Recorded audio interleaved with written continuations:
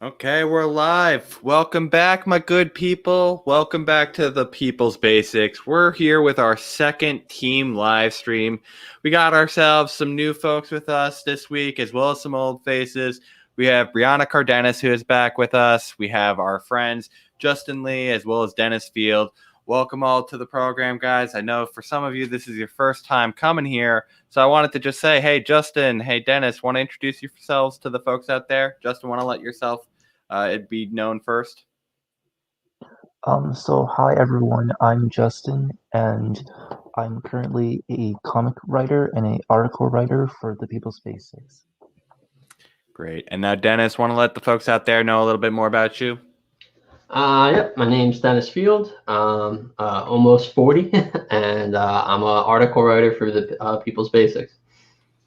Okay, great. So, in today's episode, we're reviewing another batch of the best stories of the day and the week. And so far today, we have come together and said the articles that we want to review today with you all is regarding the nomination of Neera Tanden to the OMB director, the decline in COVID cases worldwide and why that's starting to happen finally. Reports out of the cases of the hearings where they're saying how there might be another attack that's happening in the future come the State of the Union. And then finally, calls from mainstream media sources to actually, reduce our military budget. Crazy sense coming from the mainstream media, something rare that we get. So let's get into our first piece of the day. So we're going to share our screen. And so I think the first thing we want to start with is a little bit of positive news. Is the first thing is COVID cases falling worldwide. So this article kind of goes into some of the reasons why that it's been going week over week, drops in consecutive, cases. Like COVID is finally hitting its case of decline, and some of that's going to be obviously the vaccines, but there's definitely more. So they're basically saying here that right now the lockdowns are basically they're in place in some places, such as in Europe. The answer seems to be yes, that they are partially effective. Lockdowns have been remarkably effective at stopping transmission, although the obvious question of what happens when they're lifted will still remain.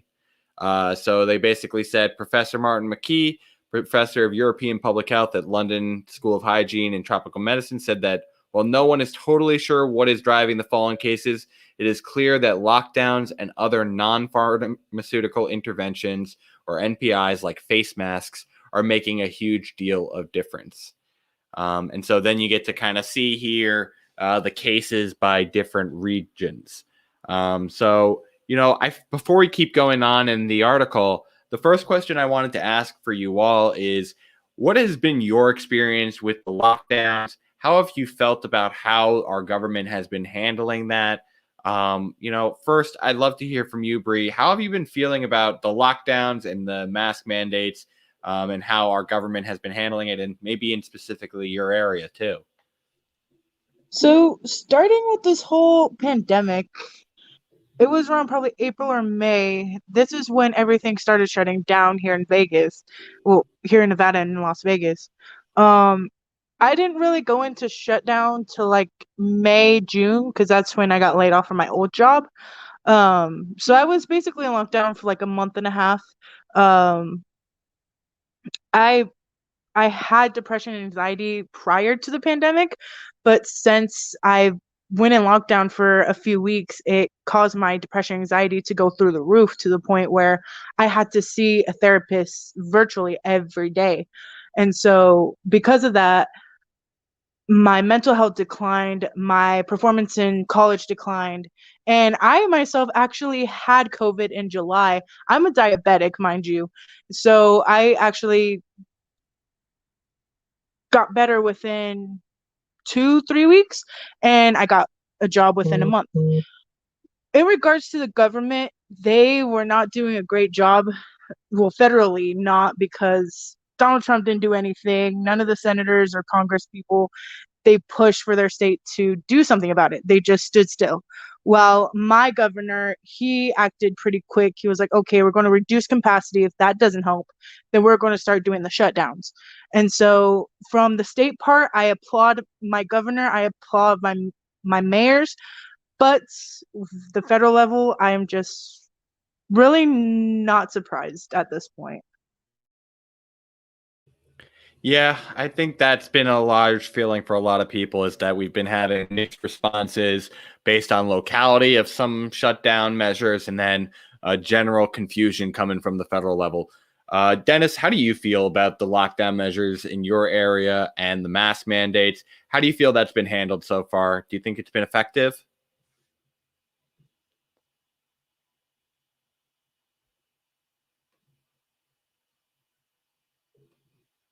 I think you're on mute right now, Dennis, still. Oh, he had to drop off for a moment. I'll go with you, Justin, instead. He'll be back to answer the same question. But how have you been feeling about the lockdown measures?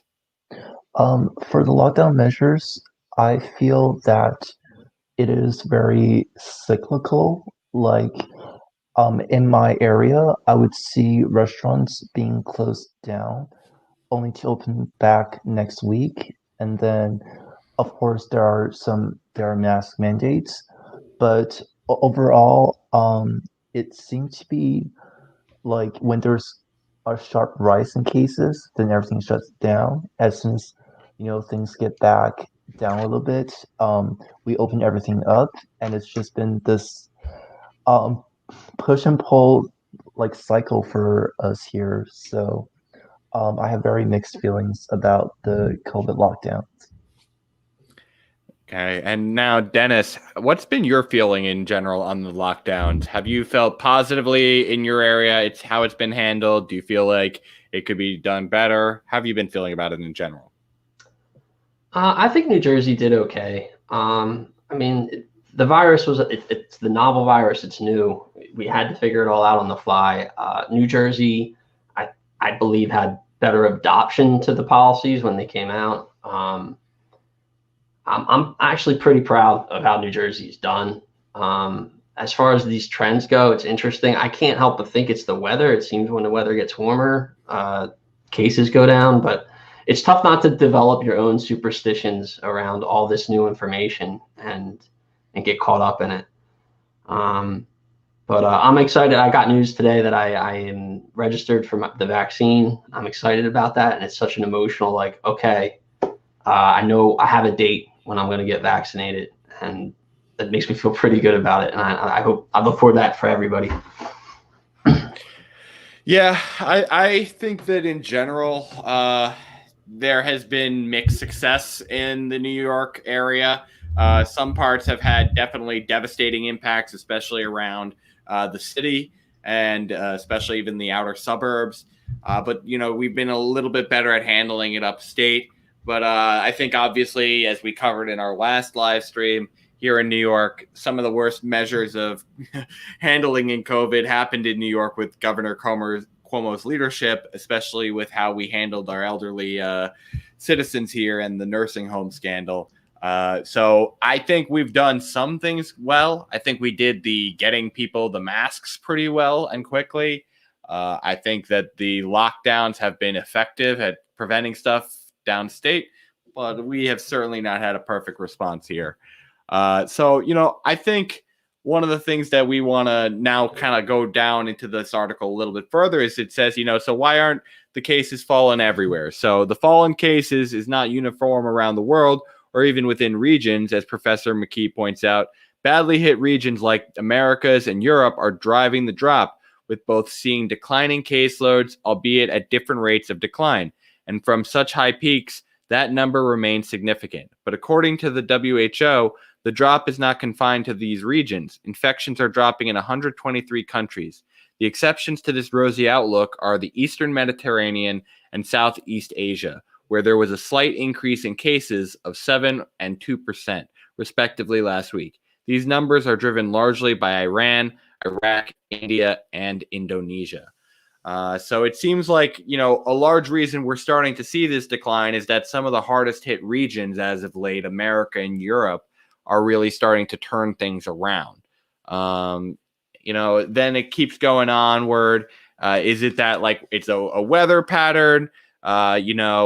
It says they're considering it as a hypothesis because we've been seeing it in Northern Hemisphere countries, but Some doctors aren't convinced of that theory. Some are asking, is it the seductive theory of herd immunity because more people have basically gone through it and gotten sick? They say in some areas, like notably South Africa, where cases and deaths fell by 25 and 30% last week, this is a possible explanation. But they say that, generally it's going to be seen as not as universal of a cause. It is more so going to be the vaccine. But they're saying in some areas, herd immunity is definitely a factor. But there is consensus that herd immunity so far has played a limited role. It is now estimated that 90% of people need to have been either vaccinated or have antibodies from a previous bout of infection to come close to herd immunity. So now it asks about the vaccines. And it says, despite impressive vaccine rollouts in some countries, Professor McKay says jabs are unlikely to have had a dramatic impact on reducing infections so far, with the exception of Israel, which has outpaced the world in administering doses. In the UK, more than 18 million, mainly older people, have had their first dose. The latest update from the recent study, which randomly samples 150,000 people every month, suggesting the downward trends are due to lockdown rather than the impact of vaccination. So it's showing, say, many in England will still be unprotected against COVID-19 in the autumn despite vaccinations. Changes in population level protection over time in the Imperial model assumed 79% uptake of the vaccine. So, I mean, basically what it's trying to say here is that roughly most of the impact that they have detected has been coming still from people finally, accepting some of the stay-at-home orders, doing the masks. And yes, the vaccines are helping some in some areas. And yes, herd immunity is helping some in some areas. But it's really these measures of restriction.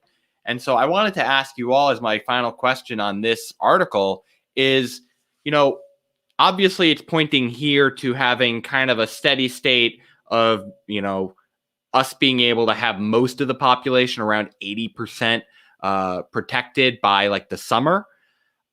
Do you think we are going to be having these measures of lockdown until the summer? Or do you think we're going to need to be doing it longer to be safe?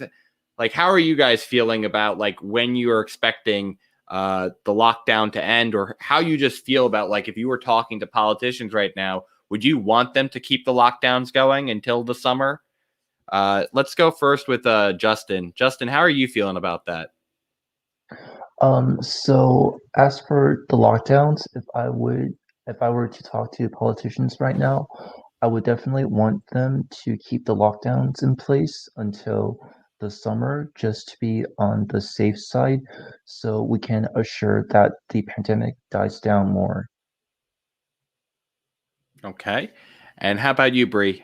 What would you be telling the politicians in your area in regards to lockdowns and such if you ever got to talk to them? Well, I just want to say right now that in Nevada, we actually opened everything up with the 25% capacity. If cases keep going down here, it's going to open up to 35 to 40%. So what I would tell my local politicians is to keep the steadiness of opening the economy back up slowly but surely, because ever since we actually opened up with that 25% capacity, our cases actually went down, which I do not get. But at the same time, it's actually been helping people get out a little more.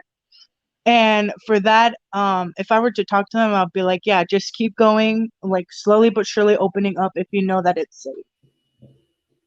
Okay. And Dennis, how would you feel? What would you be trying to tell your representatives in regard to the lockdowns? I agree with Brianna. I think it's just, I just want them to be willing to make adjustments when information comes in. And I don't want them to rush to open up. But if they open up, I want them to be ready to go back if they have to. And as long as they split, so long as they can remain responsive to the information at hand, I'll be happy. That's what I'm looking for, is responsiveness to the information and reassessment when it's called for.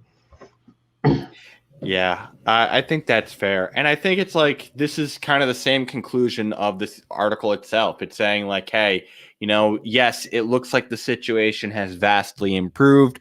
We're getting done what we need to be getting done. But are we out of the woods? No, we still have to treat this very seriously and be willing to adapt over time.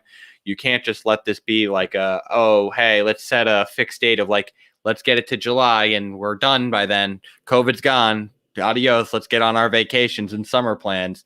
It's much more of an example of like, let's follow the data, let's track the area and see when we hit certain thresholds that we can start opening up certain things. And then we also have to make sure that like we're giving proper support for the things that we are implementing these like lockdown orders on and shutdowns. Because it's like, if these people are going to still have these leases to their businesses, but they can't do business, that doesn't seem mighty fair to them either. And so that's the form of support we got to give. And obviously, these localities can only do so much because of their budgetary concerns. And so we need our federal government to finally step up. But I wanted to ask, does anyone have any final comments on things that you think we should be doing in terms of COVID before we go on to our next topic? I would like to add, I want to be careful because it's taboo actually. So I don't want to overstate anything, but I do think this drug ivermectin is worth keeping tabs on. Some countries have opened up and started making it part of their treatment plans, and it'd be curious how it impacts their numbers, but it looks like the numbers were going around down anyway. But I have to at least mention it because it's an interesting scenario where you had a drug that's very much like HQC in terms of it be off-label, but it didn't come from Trump's camp. It came from doctors who were early on steroid treatment, and that's who's touting it. But it's being censored like it's coming out of Trump's camp, with testimony from the doctor, the lead advocate for it, being taken down from YouTube. And if I put me in the awkward position of being surprisingly like looking at the Wall Street Journal's an op-ed from a Republican in the Wall Street Journal saying, "Hey, this censorship's a little bit overreach given what the statement is," and it makes me even scared to mention it because I don't want to be labeled a conspiracy theorist, but I don't understand why it's not at least being given a fair airing. And I would encourage people to look into it and see if they can make sense of it. And I have to bring it up because it's been a story that I've been tracking since November. So. Yeah, so I'll say that I would have to look into it myself and see what was there. But, many solutions might make the progress go faster. So we should be considering all the solutions that are out there that have proven efficacy. So let's now move on to our next topic of the day. So we had our good story about improving situations. Now it's time to go to a little bit more of a scary situation in the Capitol insurrections. They had their, investigations this past couple of weeks and surveilling some of the officers who were there and some of the police chiefs.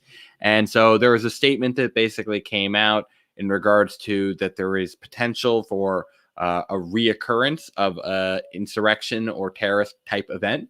And so this is kind of a quote from the article. Pittman is basically saying, as it relates to infrastructure, we are actively working, as I said, with a task force, and know that I speak for everyone here in the leadership when it comes to the fencing that is surrounding the campus, as well as the National Guard. We have no intention of keeping the National Guard soldiers nor that fencing any longer than needed. We are actively working with a scaled-down approach so that we can make sure that we address three primary variables. One is the known threat to the environment. Two is the infrastructure vulnerabilities. And the third variable being the limitations that U.S. Capitol Police knows it has as it relates to human capital and technology resources. So we are actively addressing those. If I may just add one more point. With that said, we know that the insurrectionists that attacked the Capitol weren't only interested in attacking members of Congress and officers. They wanted to send a symbolic message to the nation. As to who was in charge of that legislative process, we know that members of the militia group that were present on January 6th have stated their desires that they want to blow up the Capitol and kill as many members as possible with a direct nexus to the State of the Union, which we know that date has not been identified. So based on that information, we think that it's prudent that the Capitol Police maintain its enhanced and robust security posture until we address those vulnerabilities going forward. As it relates to the fencing and the problems with pedestrian access, I will reach out to your officer today and make sure that I lean forward by taking actions with working with the House Sergeant at Arms to ensure that pedestrians and staff that need to traverse the grounds are able to do so in a safe and efficient manner. So, I want to ask you all just to give me your first impressions when you hear this and know that this is something that is currently being treated as if it is an active threat of another event occurring potentially at our next State of the Union.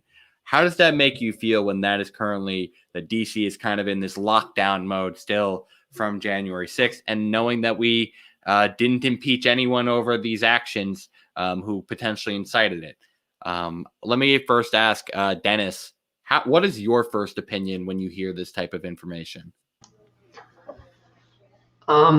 It's intimidating. I'm a progressive lefty who is a little bit trapped in that bubble, and I'm so used to being antagonistic with the moderate left that I lose sight of what's going on with the right faction of this country. And it's been tough for me to reconcile what the insurrection, the stakes, and how serious and how significant it was. And I'm not sure I'm there yet. And it's moments like this where it's the seriousness and the gravity of it is I still don't have it processed, honestly. And I look forward to hearing how everybody else is processing this.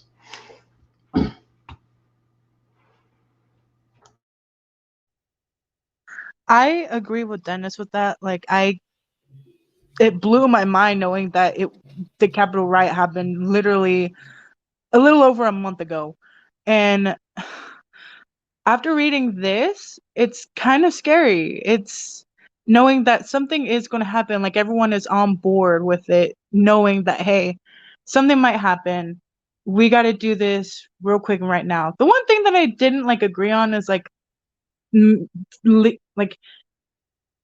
making the National Guard not part of it anymore, but I guess it makes sense in a way. But as Dennis said, and I can concur with him, that it is scary, and I still have yet to kind of comprehend everything that's happened, because as for me, like, it hurt me in a way, because the Capitol building is like the epitome of my dream. So I agree with everything that Dennis had to say. Yeah, I agree that it's kind of it's an uncertain moment in America. It's like yes, on the one hand, we have this kind of expectation of like, yeah, we're a pretty secure country. We don't expect a lot of, frankly, war on our fronts. That's been a very rare occurrence in our history. Like, the main wars that we've fought has been wars of expansion of our territory, as well as civil wars, as well as revolutions to claim this country as our own. So I think this just kind of adds that level of uncertainty that a lot of people are not used to. Like, we're so used to the idea of the foreign enemy as the main way we see our threats, and now we're trying to grapple with this internal threat. Justin, what's your thought process so far on these reports that there might be another attack coming, as well as your thoughts from the last attack even?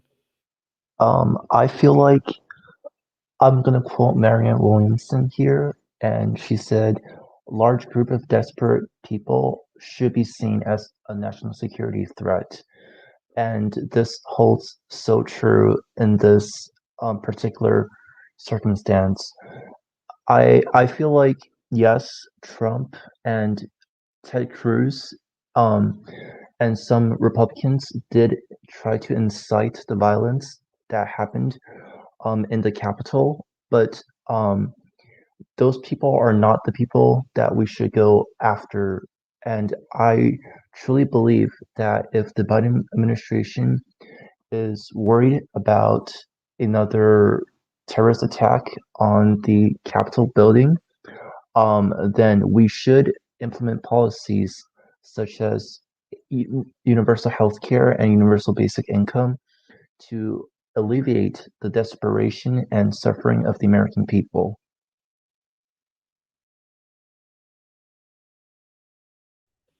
Yeah, I think there's a lot to be said there about the idea of desperation. The one thing that I do disagree though with this is that we've been seeing some of the reporting about like some of the people who are in these crowds, and it's not like it's all desperate people like who are not financially well off. You have some like upper middle class people there. You had people who potentially were former military. You had people who were from police stations out of town. Like there are people in these crowds who it's not a matter of fact that they're desperate. It's a matter of fact that they're misinformed, and to a large degree, because they feel like the stakes from someone like Joe Biden getting elected is the end of the world. And that they have these perceptions of like truly like satanic things, that we're basically demon rats is a large, moniker that they call a lot of Democrats within the Republican Party. I'm not going to say that Democrats don't ever call Republicans evil. I have certainly said that about particular Republicans myself in certain instances, but like the common rhetoric of just clarifying all Democrats as demons sometimes is a large growing sect of like the QAnon wing of the Republican Party. And so I would never do that to my Republicans across the aisle, my fellow Americans, treat them like that. And I don't get why they want to see us like that and try and overthrow a country. But it's really, I think, it's a misinformation problem. Well, here's an afterthought. I seen Democrats said that we need a strong Republican Party, but I think I never seen any Republicans say that we need a strong Democratic Party. So I'll leave it at that. The one thing that actually irks me is knowing that there's people out there who did not think of the Capitol riot as a domestic terrorist or terrorism. Because a lot of people like make these excuses like, oh, like we've seen worse, or oh, that's not domestic terrorism, that's basically fighting for our rights, because many of my conservative friends, that's what their argument was. And because of that, I'm just like, no. Like the one thing that irks me is knowing that people don't think of this as a domestic terrorism act, and I'm just gonna leave it at that. Yeah, I mean, I think there's a line between protest and, breaking and entering into a building during a ceremony intending to interrupt a vote of a certification of an election.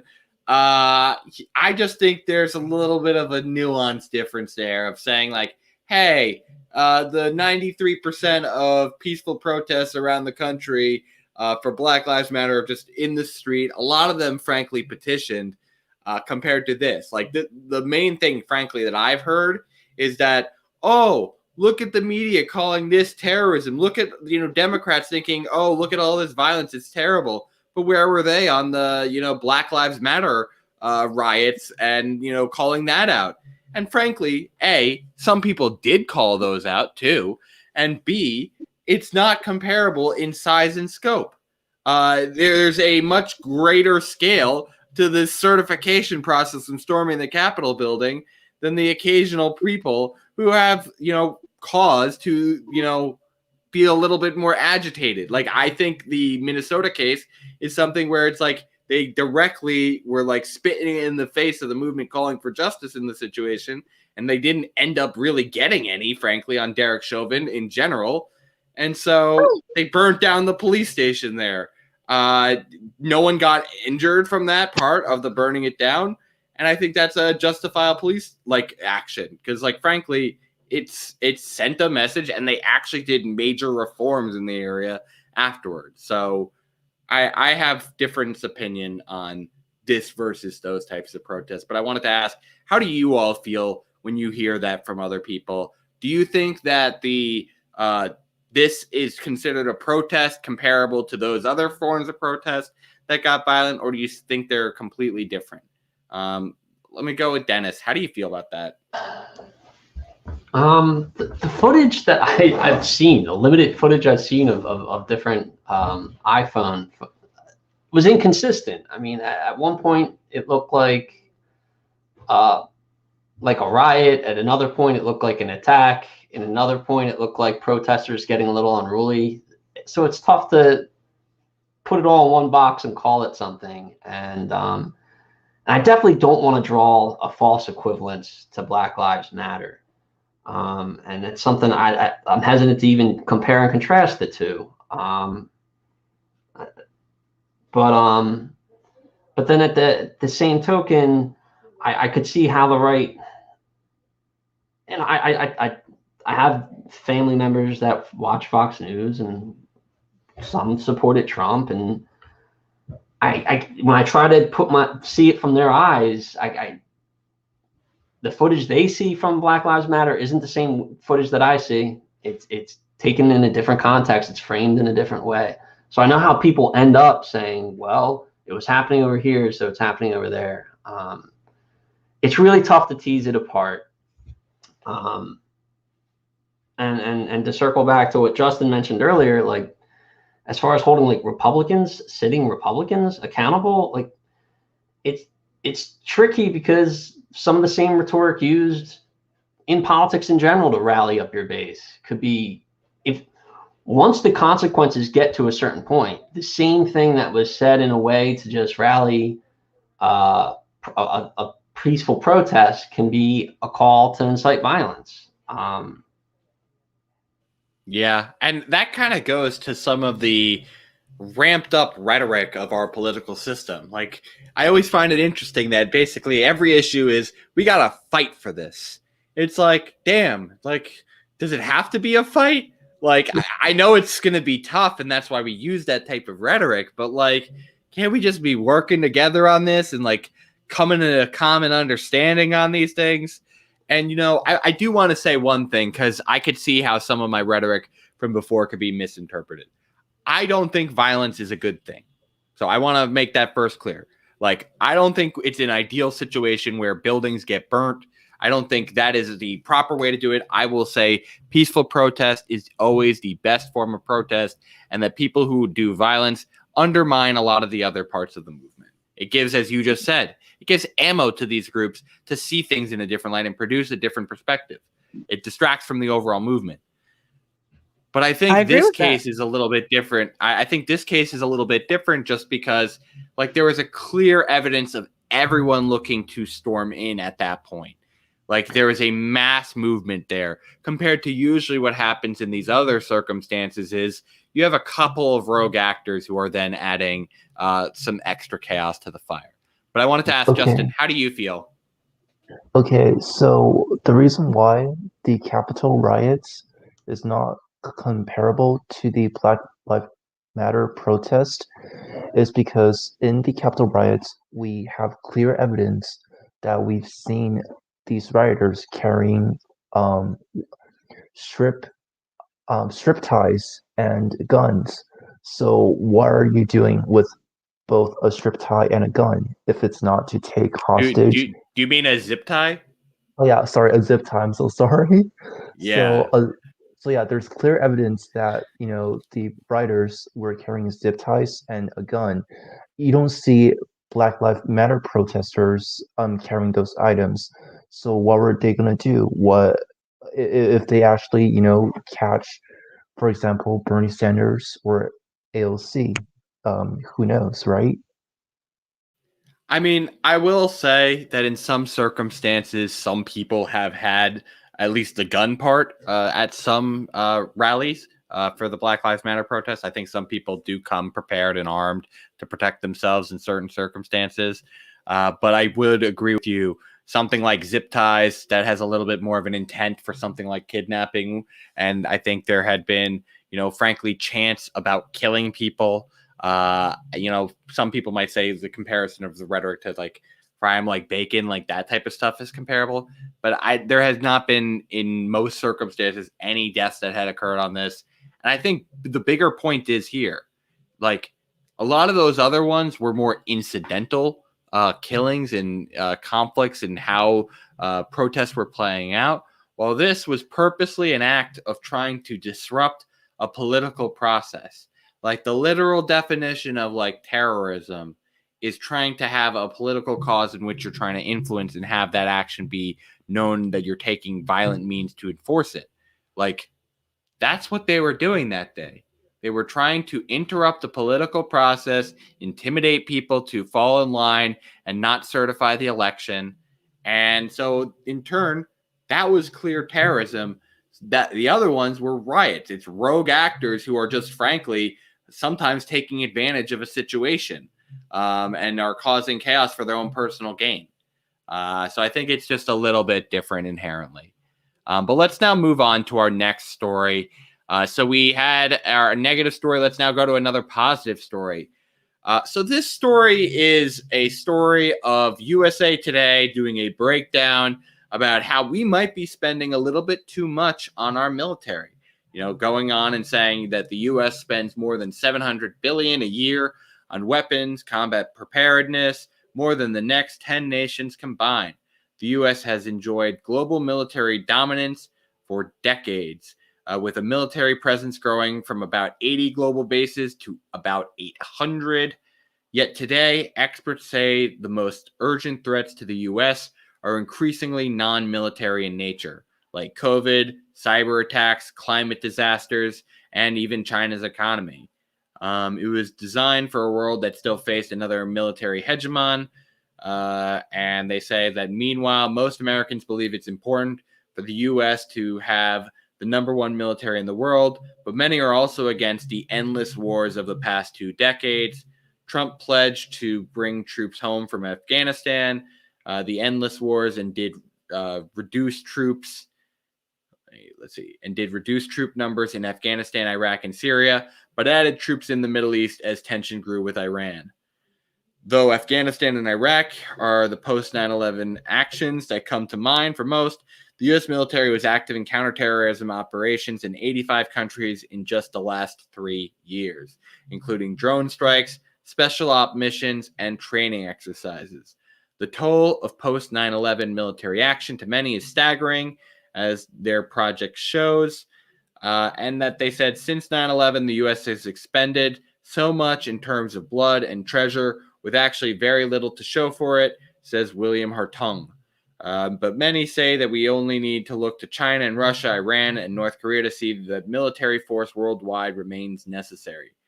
And then they ask here, they do a poll, what do you think is the greatest threat facing the U.S.? So I want to first pose this question to us all. Before we go into any other questions, you know, they ask us here, what do you think is our greatest threat right now to humanity? And so I want to start first with Justin. Justin, what do you think is the greatest threat to humanity of these 4, or do you think it's something else that's not on this list? The greatest threat to humanity as of right now, I would say it's between pandemics and climate change. And that is because we can have cyber attacks and military threats, but you know, as for military threats, we have the United Nations, and we have mutually assured destruction. And for cyber attacks, it might be devastating, but it's not world ending. At least not yet. But for a pandemic, like we've seen with COVID-19, it caused mass destructions to both human life and to the economies of countries. And climate change is going to be increasingly going to be a problem down the line. We already see, you know, the effects of climate change in the Texas power outage, because you know the warmer weathers were pushing down the Arctic winds down into Texas, and Texas was snowing. So I believe that the greatest threats facing the United States are both pandemics and climate change, especially in the future when we have super bacteria that are resistant to antibiotics, that will become a huge problem. And military threats and cyber attacks are lower on the list, in my honest opinion. Okay. How do you rate the threats, Bree? Where are you falling as the biggest things that we have to start addressing? So I agree with Justin when it comes to climate change and the pandemic, because within a year, we lost 500,000 people in the United States alone. That's a lot, especially for COVID that's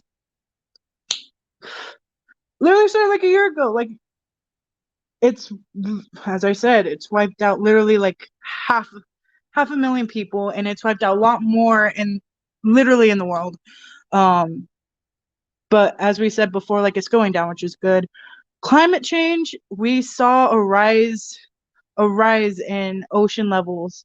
And I know, like, the polar bears out there, they're going hungry because their homes are very devastated because of this heat that we're generating because of these natural gases that we're trying so hard to change to hopefully nuclear, um, which I hope is the power of the future. That's one of my things.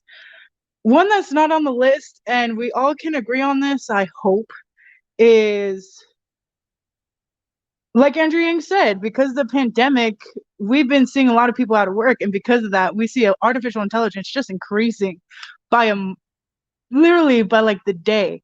And so because of that, like, people are losing they're losing their jobs. So we have to like pass that UBI, pass universal health care, so we know that these people are taken care of. So those three are what I think are like what's most devastating to the United States right now. Okay. And how about you, Dennis? Which would you say is our biggest threat right now, worldwide? I mean, they're all connected. The climate change makes people have to move, and resources dwindle and change, leading to military threats, escalating the stakes of military confrontation, and all this lens probably creates fertile ground for further pandemics. And meanwhile, the pandemic does more damage because of the misinformation. We can't agree to wear a mask. I mean, in the past, if a nation couldn't connect, couldn't unify, there's always, well, if there's an external threat, we'll come together. We couldn't come together and agree about a cloth mask because of what you could argue is misinformation. So they're all connected. As far as, if you want to give a priority to it, I would just defer to Chomsky. I'm pretty sure Chomsky probably still has it as climate change and nuclear catastrophe being the two things that have us 1 minute away from midnight at the doomsday clock is the go-to concern. So Yeah. I don't know if that's cheating or not, but I guess all the above. I mean, it's a little bit of a cop out, but I think it actually has a lot of merit to it as a point. Like, they are very intertwined, as you just kind of alluded to. Climate change, in my opinion, is kind of the driver of several, other than the misinformation part, which is kind of, I don't know if actually at this point that's the main driver of climate change still happening. I think it's like willful greed in the face of known knowledge. So that's why I tend to go to climate change, because I think it's like at this point, misinformation is not the problem that's stopping us from solving that. And I think climate change is driving scarcity, which drives military threats and migration patterns needing to potentially drive military threats. And it's also from, I think Justin had even said this earlier, like the ice caps melting and the temperatures rising has given ground to more susceptibility to pandemics and potentially, drug-resistant viruses. So in my opinion, I would be going climate change myself. And so I want to just see where the poll has people currently. So right now, interestingly enough, it has cyber attacks and misinformation as number one, followed by climate change. So I wanted to ask, in terms of misinformation, what do you think is the biggest driver of misinformation today? Is it mainstream media? Is it our politics? Is it our culture? Why do you feel like we're so divided and have so many people misinformed? Justin, how do you feel about that? So what I'm going to say will sound a little bit controversial, but looking at why people chose cyber attacks and misinformation as, the greatest threat, it is because, in a sort of way, it is. This misinformation is stopping us from coming together and being united against all of these threats. For military threats, the cyber attacks, pandemics, and climate change, these all four threats requires the international community to band together and solve these issues together as like a, as the human race, like worldwide. This is not just facing one country. Every single country is facing these four threats, and misinformation, in a lot of ways, is preventing us from working together to solve these problems. And I think, in a way, that it makes sense for misinformation to be the most dangerous threat facing humanity right now. That makes a lot of sense to me. Bree or Dennis, do either of you have anything that you wanted to add of, why you think misinformation is such a problem right now? Dennis, you want to go first? Sure. I'm not sure it's the number one factor, but I do feel that when you have the media owned by 6 multinationals, 10 multinationals, and they cover news in such a way that they cover their own interests, they have conflict of interest, and they're not going to give you don't get in the news on CNN or MSNBC talking about the extent of medical bankruptcy. And so there's a disconnect between the narratives they're offering people and what's going on in people's lives. And then in that ground, on top of that, you have the internet. So there's more information than ever. I mean, there was always going to be, it was always going to be a little bit chaotic as the internet grew and matured and more people consume news from social media than they do from television. And there was always going to be a chaotic element to that. But when the largest, who's supposed to be the most trusted voices, aren't giving you the full story because of manufactured consent, or they can't give you the story that hurts their bottom line, people look elsewhere. And when you look elsewhere, it's tough out there. I get too much of my news from YouTube, but it's fun to make fun of Alex Jones and homosexual frogs. But just as serious as that is, or more serious than that, is the false narrative of weapons of mass destruction. And so the voices of journalism that are supposed to be trusted aren't, and they're not doing a good enough job reflecting objective reality. And I hold them culpable, as much as we're going to throw Zuckerberg or Twitter or new media blame at them. I do think some blame resides in institutions of journalism not practicing it with enough accuracy. I think that's kind of a very fair point, and it's one of the reasons why I even brought up this story today, because frankly, I think there has been this growing sentiment that we do have potentially too large of a military, and it rarely ever gets any reporting, because we feel like they have these influences that are corrupting their reporting, that they are just kind of mouths of the intelligence community, and that they are basically beholden to like the military industrial complex. And so we feel like there are all these influences that are corrupting our media.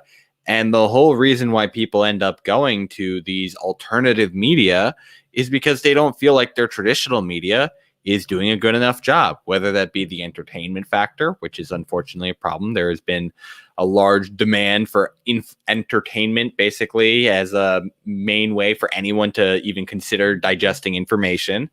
And then there's the factor of just like bias from who are their sponsors and who they're willing to cover and challenge in power, because they have access politics. So I agree. And so I guess my last question I wanted to ask about this is, they went through and broke down some of the details of our involvement in foreign wars and how much we spend on our military budget. I wanted to ask you all, how do you view what we should be doing with our military in terms of how large it should be and what its role should be? I want to ask first, Brianna, what do you feel on that? About using our military? Yeah, like what do you see as the ideal approach to size? Like, should we be scaling it back at all, or should we be increasing it, as well as like how we use it? Like, should we be as prevalent all around the world in as many bases as we have? How do you feel like what is that role for our military in your opinion? How do you view how America should be approaching our use of military? I respect our military men and women, and especially our veterans. I definitely believe that even though the spending should be cut, I believe the size should stay the same in a way, and especially with where all the bases are, which is most likely in the East Coast, and I know there's some on the West Coast. Um, they're just there to hopefully prepare ourselves for some from the enemy, and hopefully that with the size of the military can actually help with defending our country. How I think of it is if we need to decrease or increase our personnel, if it's going to help us in the long run, go ahead. But as of right now, since there's not really any global threat to us and there's no outside kind of threats to us as of now, well, physically, I would think it would either probably stay the same or kind of decrease its personnel. But with the bases, I definitely believe that they should be kept to where they are.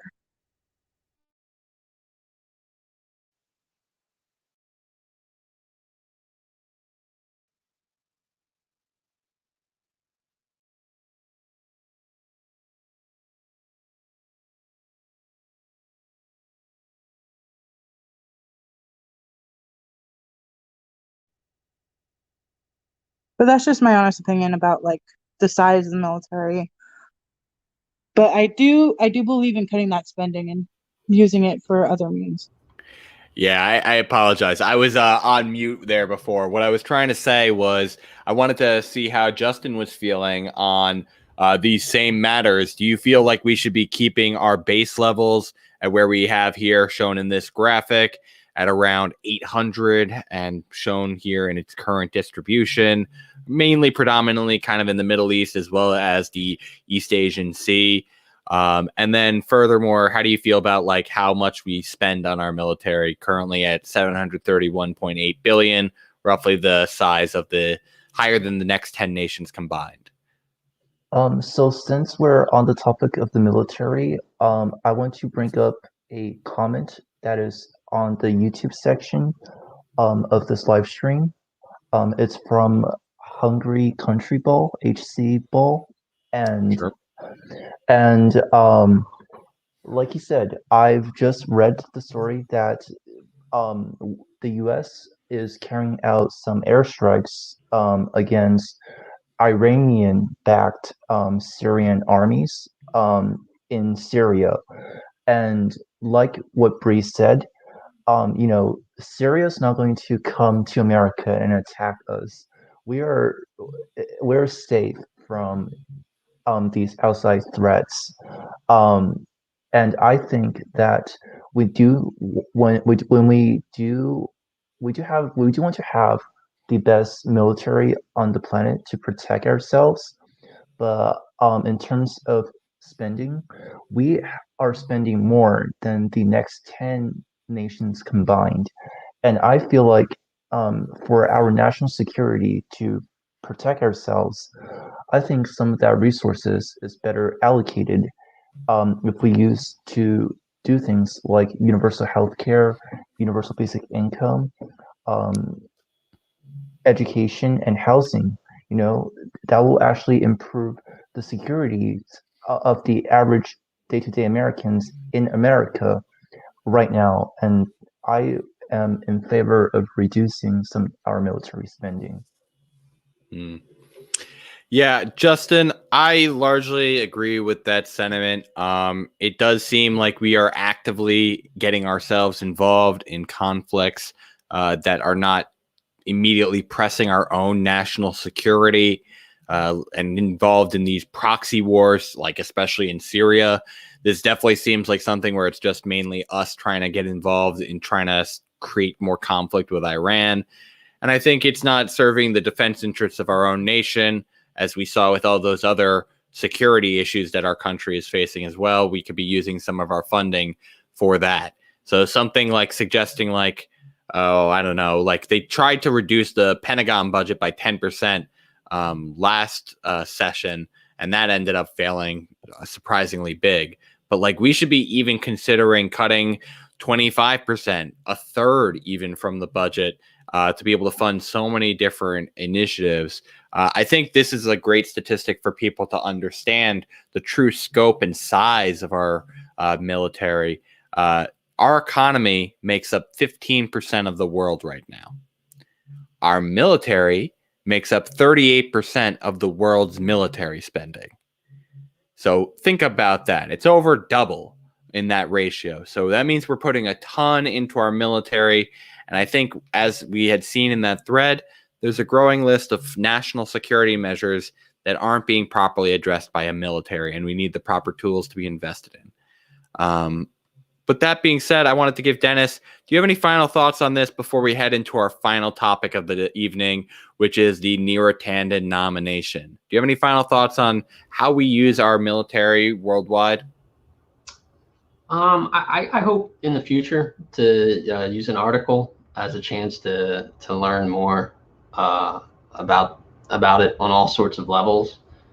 I get frustrated that given the amount we spend, and if you want to use the word national security, keeping us safe, I don't understand why our most advanced military, the most advanced military the world's ever seen, we can't repurpose a little section of that to reinstate a safe water supply for one of our cities in Flint. Like, I don't understand the disconnect. Maybe there's a reason for that. Maybe there's a complexity that I don't know about, but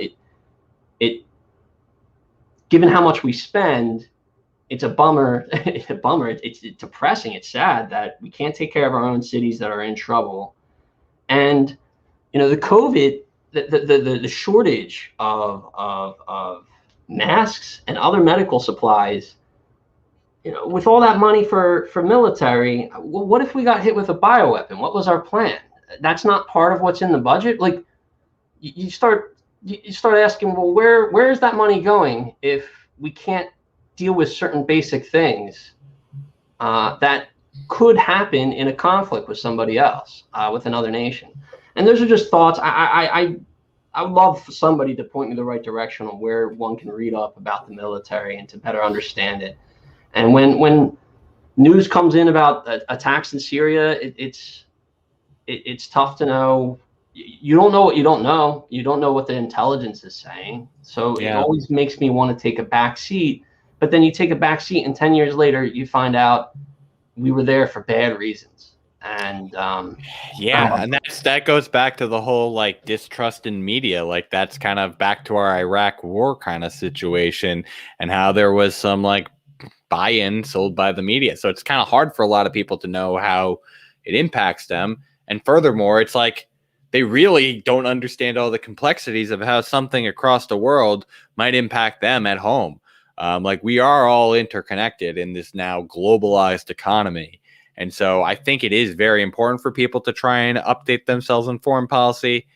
But it's also kind of hard because that's not part of the traditional American media diet. And a lot of Americans have this very individualist culture that tends to make them not like care as much about, well, how is the rest of the world doing? How are their affairs in order? But I think we do need to start prioritizing them more. So let's now head on over to our final story of the day that we want to cover. It's covered in 2 tweets here. They're on the same subject, and this is regarding the Neera Tanden nomination. So this first post we have here is in regards to a Washington Post reporter who had been following up with Lisa Murkowski on the Neera Tanden nomination, because there is currently a vote on whether Neera Tanden should become the OMB director. And she is currently struggling to obtain all the votes. So she had shown a tweet to Lisa Murkowski that Neera Tanden had written in the past about her. And she had gotten a lot of backlash from people saying that that was journalistic malpractice. But the Washington Post here basically said that they had stood with their journalist, that this is proper journalism, and that it has been gross that she has been getting harassed in very degrading manners in regards to her gender and race, and that they are standing behind her, that this is proper journalism, that basically, hey, you're asking for comment on something that's been said. And then the second part that we wanted to cover here is the overall nomination and how the White House is continuing to push Neera Tanden despite the difficulty in securing the needed votes for her because of Joe Manchin unwilling to be a person to sign on for her nomination, as well as Mitt Romney and Lisa Murkowski. So my first question for everyone here is, what, if any, feelings do you have towards Neera Tanden? I want to first ask, Justin, do you have any feelings that you want to share about Neera Tanden and how you felt about her nomination to the OMB director position? Okay, so from my friend group on Twitter, I have heard nothing but bad stuff about Neera, and I think that Neera Tanden nominating her would be a mistake. And I also heard that some of her staffs were harassing people, and she is surrounding herself with all these negativity. And I just don't see her as fitting for the position that the White House wants her to be in right now. So, I mean, to give people some context about like what the OMB director really is, it's basically the position in the administration that basically presents and creates and refines the president's budget. And so this is a position that'll have a lot of influence over what the priorities of the administration are, as well. It's a position that frankly has to work a lot with the Senate chairman of the Budget Committee, which is going to be Bernie Sanders. And so right now, just for an update, like we are expecting that she doesn't have enough votes because of Manchin and Murkowski and, as I said, Romney. But there's also the possibility that Bernie, who has not openly commented which way he's going to go, is also a potential no vote. But let me keep going along the line. Brianna, how have you felt at all about Neera Tanden being nominated for the OMB director position, as well as her current situation of not getting all the votes that she needs to secure it? Well, I agree with Justin. From my peers that are studying political science with me, and along with some of my friends that I met on social media in LA, they've been telling me all these bad things about Neera. And I haven't done a lot of research about her myself, but based on what I've been hearing from other people who are more in tune with this current event, I'm just thinking the same way Justin is. Like, it's a bad idea. And because with these harassments that her staff is making, or I think it was her staff, how she's letting that happen, how would she manage that in a national level? Because as you said, she has a lot to say. She has a lot of power in the White House. So what if something like that happens in the White House? It would just be a huge mistake just for her to be voted in. And I agree with those representatives that are kind of like, okay, I don't want to vote for her. So I'm basically on their side on this. But until I get more information about her, that's just where I stand. Yeah. So, I mean, some of the reasons why I have feelings towards feeling that she should not have this position, a lot has been cited from these swing votes in the Senate that it's civility. And to be fair, she is a very cantankerous individual on social media, but that is not my reason for why. And I think it is kind of hypocritical for that to be the cited reason when we have like a Brett Kavanaugh of the world getting nominated despite his own uncouth behavior. But the reason why Neera Tanden, I do not think she should have this position, is that one, there's a lot of dark money that goes through the Center for American Progress in terms of corporate PAC money, and I think that can have an undue influence on someone like that. Secondly, I don't trust her budgetary mind on these things because she has on many occasions called for different reforms to Social Security that basically end up being the equivalent to cuts. So I worry that she will be trying to touch existing entitlements.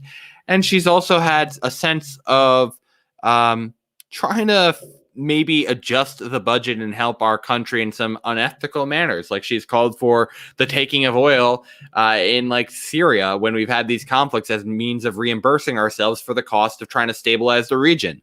And so I worry having someone like her in the mix is really going to have some corrupting influence. It really seems like it's just a payback to kind of the Clintonite world because she's a main fundraiser for that wing of the party. And you have to wonder if like they even thought that she had a chance for this because like she doesn't have the experience. She doesn't have anything that makes her particularly qualified for managing a budget. And she has potential adversaries both in the progressive wing as well as with Republicans, as she's a very partisan actor.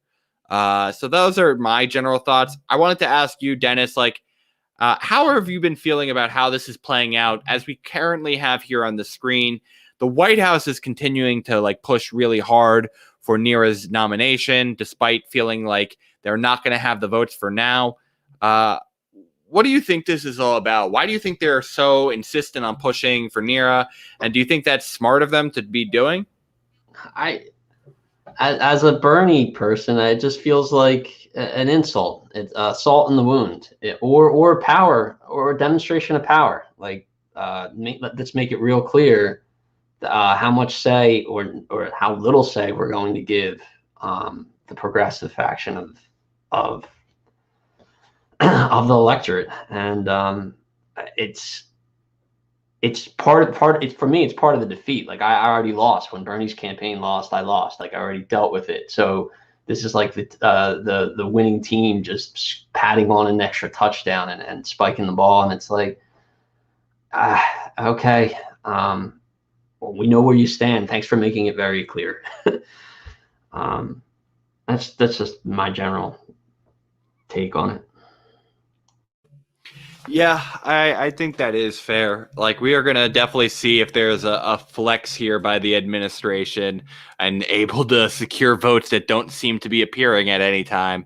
I'm just kind of surprised that they're using their political capital on this because, frankly, we would expect, in my opinion, them to have secured our stimulus checks first before they would be so hell-bent on making sure that every single pick they want is going to get through. Like, I think that's the whole reason we have appointments is sometimes the people you want aren't good picks and you should put someone new in as a nomination.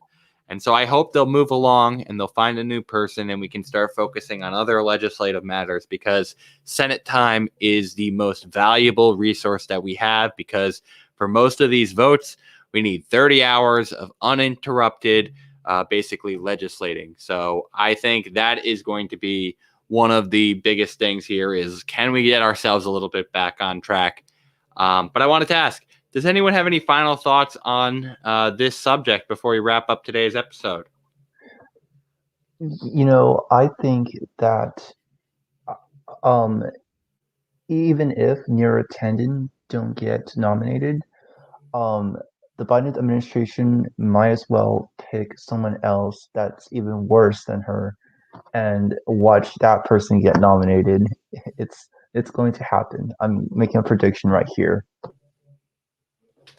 Okay. Any other predictions or final comments that people want to share? No, I think she's going to get in somehow. I think it's part of losing, unfortunately. Okay, so we got 1-1 on the predictions. Brianna, how are you feeling? Do you feel like Neera's going to end up getting the nomination? Do you have any gut call one way or another? I'm coin tossing it right now. Heads, it's a yes, and tails, it's a no. It's basically Iowa caucus. I mean, hey, we give that political legitimacy in our thing, so it's not that unserious in it. But I'll say my opinion on this is that we're gonna not get Neera. I think that we're gonna end up getting a new nomination for this, and that this is just gonna end up being another list of things that like Democrats didn't get passed, and feels like a little bit of a time waste for how much capital we put into it. Because I think Manchin's no vote and Murkowski and Romney not budging yet.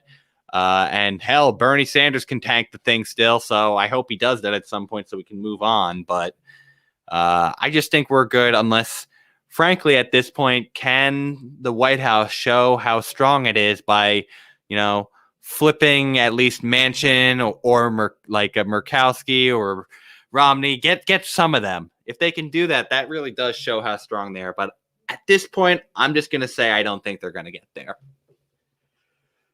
So, does anyone have any final thoughts that they want to add in general as we wrap up today's episode? I just want to let the folks out there know that we do have our own community night tonight. So we're going to be trying to do some like Q&A and have some games over on our Discord. So you should go join us over there.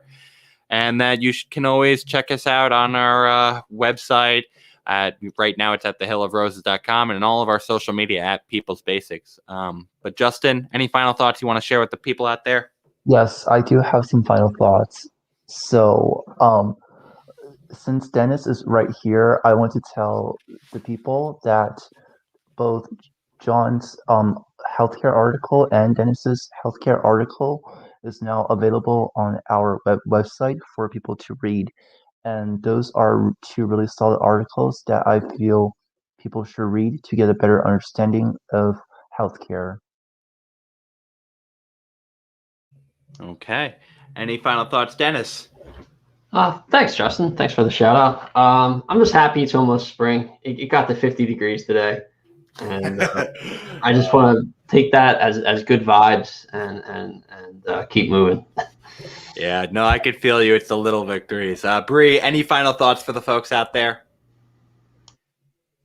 No, everything I said is just all. Nothing. Okay, well, again, folks, thank you all for tuning in today to another team stream of the People's Basics. We will be back again next Thursday to do another team stream. And again, Monday to Friday at 2, we have our other live streams. We're producing articles constantly at thehillofroses.com. And we got ourselves podcasts every other week on Tuesdays. Our next one will be on freedom, justice, and security with Richard Ojeda. And our last one was on democracy with Adam Christensen. We hope to see you tonight at the game nights for trivia. And again, we hope you guys are staying good out there. And as well, stay basic, y'all.